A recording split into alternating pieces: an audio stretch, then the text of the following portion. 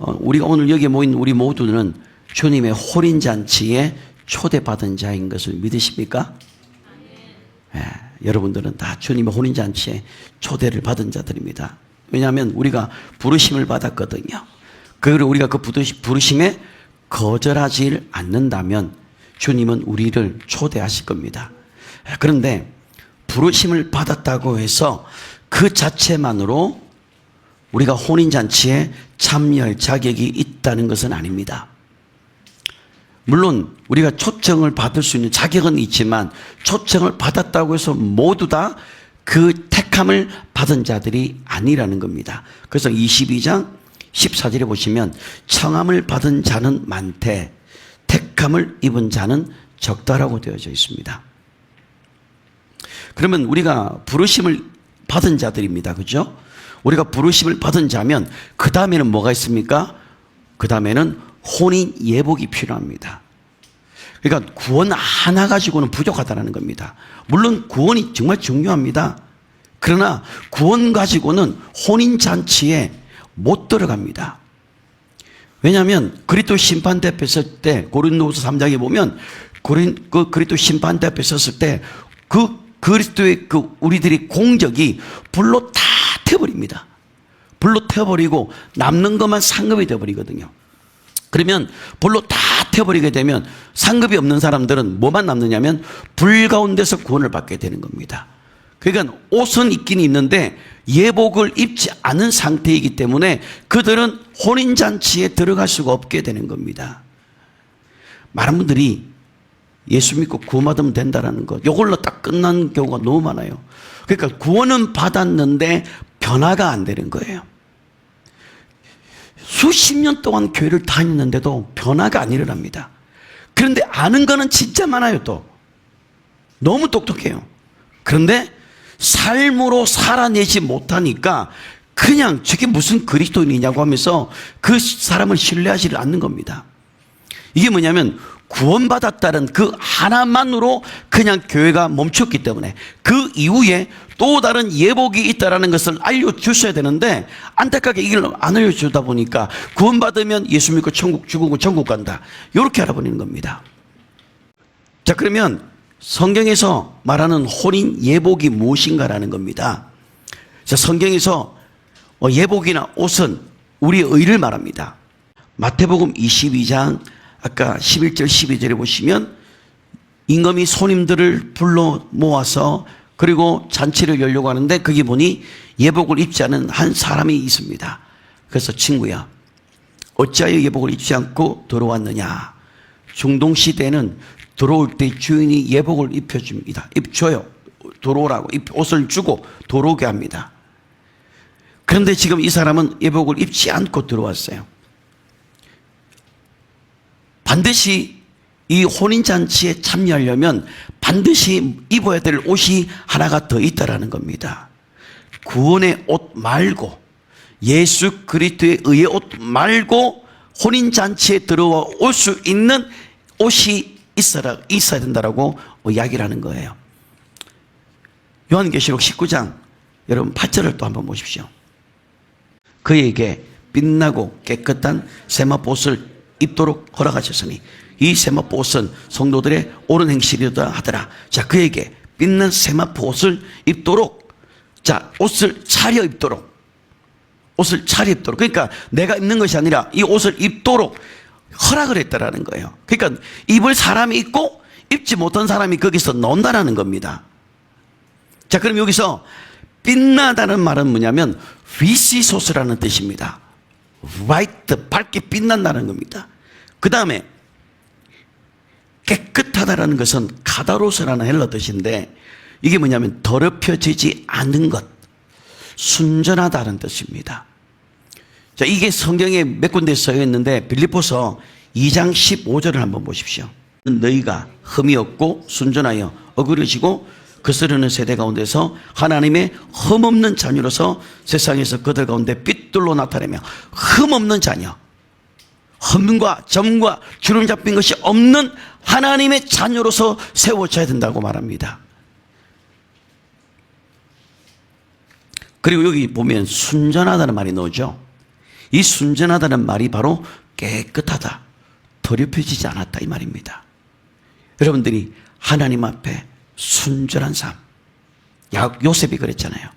하나님 앞에 순전하고, 다니엘도 그랬고, 하나님의 사람들은 하나님 앞에서 하나님 앞에 있는 것처럼 순전한 삶을 살아냈고, 그리고 많은 사람들 앞에 덕을 끼쳤다라는 겁니다. 그 다음 또 어디를 또 보시냐면 디도서 2장입니다. 신중하며 순전하며 집안일을 하며 선하며 자기 남편에게 복종하라 하라. 이는 하나님의 말씀이 비방을 받지 않게 하려 함이라. 여기 보시면 신중하고 그다음 순전하다고 되어 있습니다. 순전하다 이 말은 뭐냐면 혼잡되어지 않다라는 말입니다. 하나님의 말씀에다가 다른 무언가를 집어넣지 않는다. 그게 순전하다라는 말입니다. 오늘날 하나님의 말씀 앞에 너무 많은 것들을 집어넣어 버립니다. 그래서 여기서 깨끗하다, 그 다음에 세마포 옷을 입도록 그 다음에 허락했다라는 겁니다. 누구나 입을 수 있는 게 아니고 허락을 받아야만 입을 수 있는 옷이라는 겁니다. 예수 그리스도의 의의 옷, 구원의 옷은 예수 그리스도 믿기만 하면 입는 옷입니다.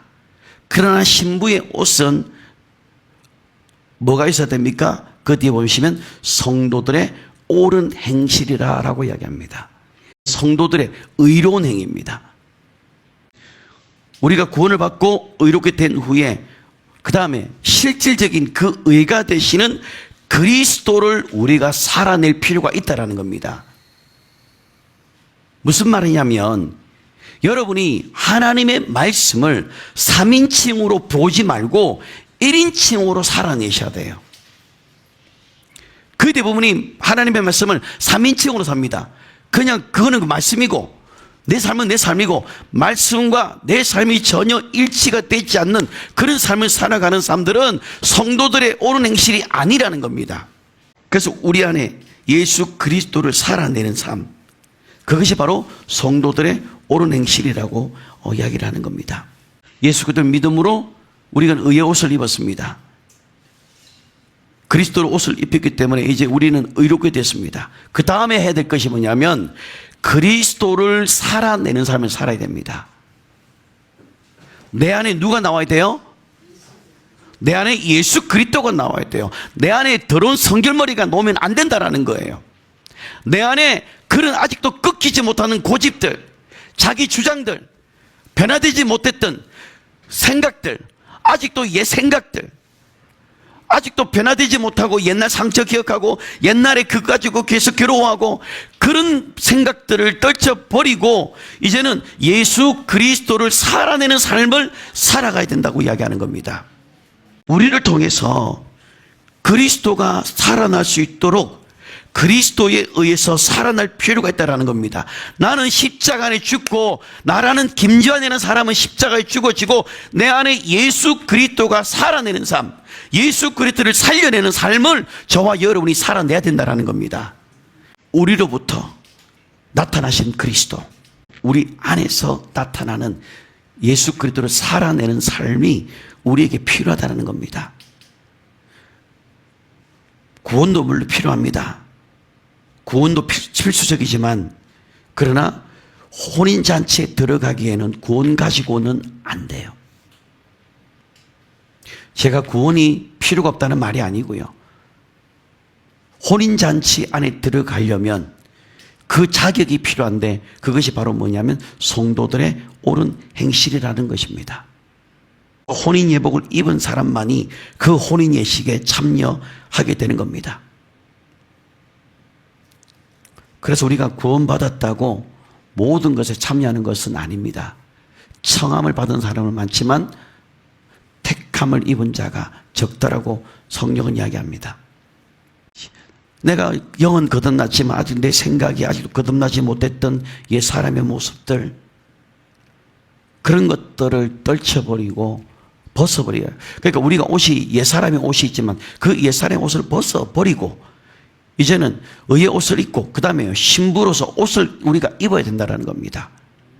그러기 위해서는 우리가 성숙해져야 되고 그리스도에 의해서 살아야 되고 그분에 의해서 살 뿐만 아니라 그분을 살아내고 그분을 삶 속에서 표현해야 돼요. 와, 당신 안에 진짜 예수님 있는 것 같다.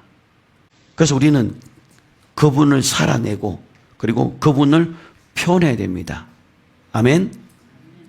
옆 사람 한번 보십시오. 표정이 예수님의 모습이 나옵니까? 내 안에 예수 그리스도를 살아내셔야 되는 겁니다. 아가서 8장 8절 한번 보십시오. 우리에게 있는 작은 누이는 아직도 유방이 없구나. 그가 총원을 받는 날에는 우리가 그를 위하여 무엇을 할까? 이 말이 뭘까요? 아직 영적으로 성숙되지 못했다라는 거예요. 내가 청함을 받고 내가 너를 청하고 싶은데 네가 아직 어려서 아직 영적으로 미숙해서 이 혼인잔치 들어올 수가 없구나라는 겁니다. 여러분들이 이 땅에서 예수 그리스도의 삶을 살아내고 예수 그리스도가 우리의 삶의 방식이 되어야 됩니다.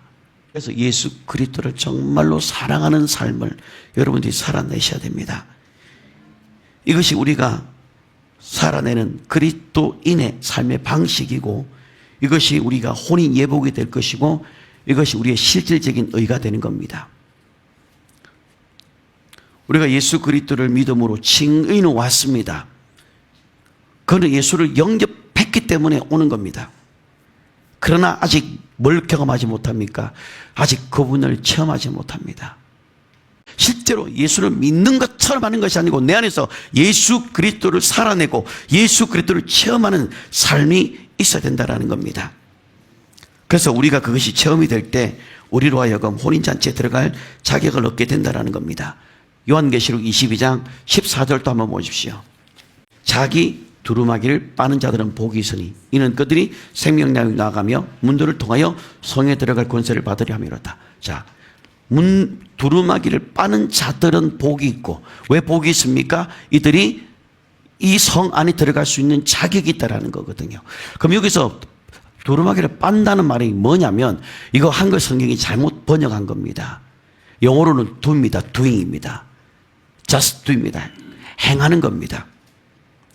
다른 말로 여기서 두루마기를 빤다는 것은 뭐냐면 헬라 원어로 설명해 드릴게요. 생산하다, 열매를 맺다, 행하다는 뜻입니다. 그러면은 여러분들이 뭐죠? 예수 그리스도를 믿고 그리고 삶 속에서 예수 그리스도를 생산해내야 되는 겁니다. 내 안에 예수님의 생명을 산출해내야 되는 거예요. 내 안에 나의 생명이 나오는 것이 아니고 예수 그리스도의 생명이 내 안에서 나와야 되고 그리고 열매를 맺는 것이 바로 두루마기를 빠는 자들이라고 이야기를 합니다. 자, 그리고 여기 보시면은 두루마기를 빠는 자들이 또 다른 말로 뭐냐면 계명입니다. 계명이라는 단어가 빠졌어요, 여기는. 그래서 이 계명이라는 말은 명령이라는 겁니다. command. 책임을 지다. 네가 말씀을 줬으니까 그 말씀을 책임져라. 이제는 그 말씀을 살려내라. 그 말씀을 명령으로 받고 그 말씀을 경외함으로 그 말씀을 존경함으로 하나님의 말씀을 명령으로 받아들이고 그 말씀을 살아내려고 해라. 그것이 바로 성도들의 옳은 행실이라는 겁니다. 예수님께서는 부르심을 받은 자들은 많지만은 택함을 입은 자는 적다고 주님은 말씀합니다. 그래서 여기서 우리가 두 단계입니다. 부름을 받은 것과 그 다음에 선택에 대해서 택함을 받은 것이 다르다는 것을 우리가 알아야 됩니다. 그래서 내가 택함을 받았는가의 그 여부는 혼인잔치에 참여할 자격이 있는가 없는가가 결정이 되는 겁니다. 자, 또 하나 보겠습니다. 요한계시록 17장 14절입니다. 그들이 어린 양과 더불어 싸우려니와 어린 양은 만주의 주시요 만왕의 왕이심으로 그들을 이기실 터이요 또 그와 함께 있는 자를 곧 부르심을 받고 택하심을 받은 신실한 자들도 이기리라. 여기 진실하다는 말로 신실한 자들입니다. 그래서 여기서 부르심을 받고 또 그 가운데서 택하심을 받은 자들이 있는 자들, 이들이 바로 이긴 자들이라는 겁니다. 그래서 부르심을 받은 자들 가운데서 얼마나 많은 사람들이 거기서 선택을 받느냐라는 겁니다. 그래서 여기서 택하심이라는 나오죠. 이 말이 뭐냐면 정선되었다, 뽑혀졌다, 픽아웃이에요. 그리고 또 다른 말이 있더라고요. 마음에 들다라는 뜻이 있어요.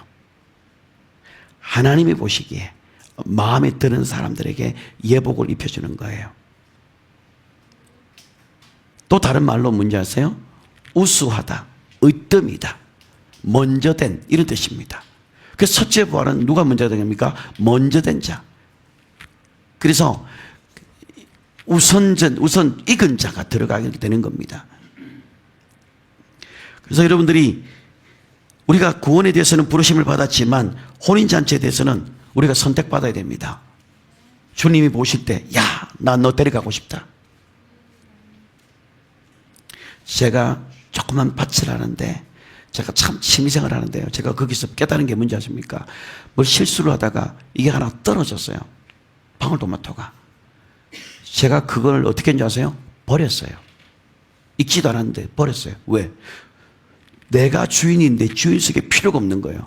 그러면서 깨달았던 게, 야, 주님 볼 때 내가 익지 않고 떨어져 버리면, 시험 들어서 떨어져 버리면 주님께서 버리는구나, 이거. 야, 내가 익어야겠다. 여러분, 농부는요, 익은 곡식을 먼저 챙깁니다. 그래서 부르심을 받은 자들 가운데 익은 자들, 택하심을 입은 자들, 마음에 드는 자들을 주님이 데리고 가신다라는 겁니다. 그래서 우리가 혼인잔치에 들어가는 것은 마치 이런 겁니다. 학교에 있는 모든 학생들이 졸업은 합니다. 모든 사람이 다 졸업은 하지만 모든 학생들이 상을 받는 건 아니에요. 여러분들이 상을 받지 못한다고 해서 졸업 못한다는 건 아닙니다. 졸업은 할 수 있지만 상을 받지 못하는 자들이 있는 거예요. 그래서 나중에 그리스도 심판대 앞에 섰을 때 우리가 그 행한 대로 주님이 갚아주시는 겁니다. 우리가 이 우주적인 혼인잔치에 여러분 참여할 수 있는지 없는지는 한 가지 일에 달렸습니다. 그게 바로 성도들의 옳은 행실, 즉 말씀을 살아내는 삶. 우리가 그리스도를 살아내느냐 그렇지 못하느냐에 따라서 달려있다라고 봐야 됩니다. 많은 사람들이 자신이 예수가 인생의 주인이라고 고백을 하지만은 그들의 삶을 보면 예수가 주인이 아닌 삶을 너무 많이 봅니다. 자기가 인생의 주인이에요. 분명히 우리는 입술로는 예수님이 내 인생의 중심입니다. 그리스도가 우리 가정의 중심입니다. 그리스도가 내 삶의 중심이다 해놓고 결정은 내가 내려요. 그게 무슨 주인입니까? 부르심을 받은 가운데서 특별히 또 선택함을 받으려면 우리가 예수 그리스도의 삶을 살아내야 되거든요. 내 안에 말씀을 이루어내려고 몸부림을 쳐야 되는 겁니다. 아멘. 우리가 누가 뭐 몰라서 안 합니까, 목사님? 그런 분들 계실 거 아니에요. 일단 몰라서 안 하는 경우도 있어요. 뭘 어떻게 될지 모르니까. 그러니까 지 감정 위에다가 믿음을 올려놓고 내 감정이 안 좋으면 믿음이 없어져 버리는 거예요. 그거는 그리스도가 없는 겁니다. 구원은 있을 줄 모르지만 그들은 수십 년, 수백 년 믿어도 그냥 영원히 베이비 신자가 될 수밖에 없어요. 그들이 혼인잔치에 들어갈까요? 절대 못 들어갑니다. 거기는 택함을 받은 자들이 들어갑니다. 성도들의 옳은 행실, 말씀을 명령으로 받고 그 명령을 지키고 말씀을 내 인생 가운데에서 살아내려고 하는 것, 그 말씀을 지키려고 애를 쓰는 것, 그럴 때에 그것이 우리에게 성도들의 옳은 행실이 되어지고 그게 신부들이 옷이 되는 겁니다. 그런데 이렇게 하지 못하는 영적인 존재가 있어요. 그게 누굴까요? 바로 어둠의 영들, 악한 자들이 그렇게 하는 겁니다. 우리가 예수 그리스도를 영접하고 예수 그리스도를 살아내야 되는데 그것을 하지 못하게 만드는, 즉 우리가 신부로서 준비하지 못하도록, 우리가 신부로가 입어야 될 그 옷을 입지 못하도록 막 방해하는 세력들이 바로 어둠의 영들입니다. 그래서 마태복음 13장을 이제 한번 보십시오. 13장 11절에 보시면 이 천국의 비밀을 아는 것이 너희에게는 허락됐지만은 그들에게는 허락되지 않았다고 이야기하면서 이 비밀을 아무나 깨달을 수 있는 것이 아니다라고 말합니다. 그래서 이 천국 비밀을 설명했지만 제자들이 못 알아들었거든요. 고린도전서 3장 9절에 가시면은 뭐라 되어 있냐면 찾지를 마십시오. 고린도전서 3장 19절을 보시면 우리가 밭이라고 되어 있습니다. 우리가 밭이고 그리고 말씀이 뭐죠? 씨앗입니다. 씨앗이 밭에다가 떨어지는데 지금 떨어졌을 때 이것을 열매 맺지 못하도록 말씀이 우리 안에서 말씀이 인격으로 나타나지 못하도록 방해하는 땅이 있었는데 그게 바로 첫 번째가 길가와 같은 땅입니다. 길가와 같은 땅이 어떤 땅입니까? 경계가 없어요.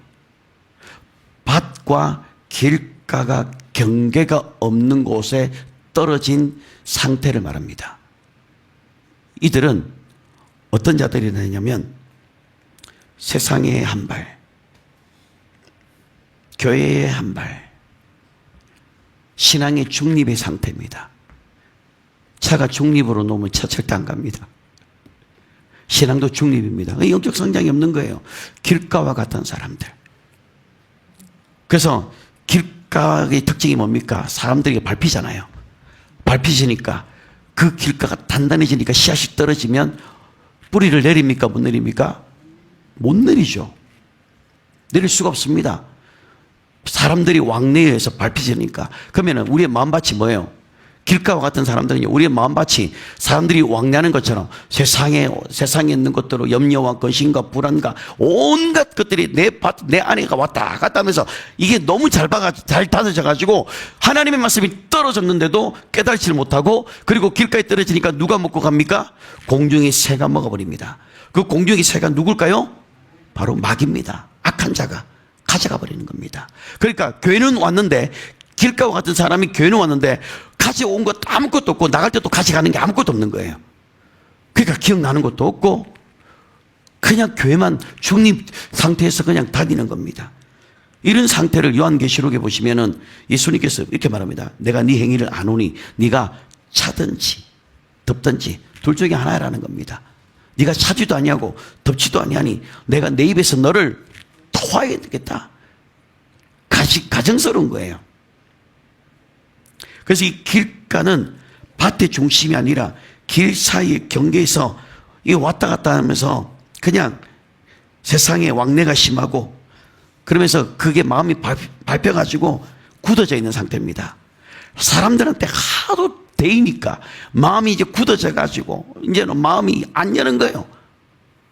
상처받기 싫어가지고 그러니까 말씀이 떨어지는 게 이게 주님이 오셔도 이런 사람은 안 됩니다.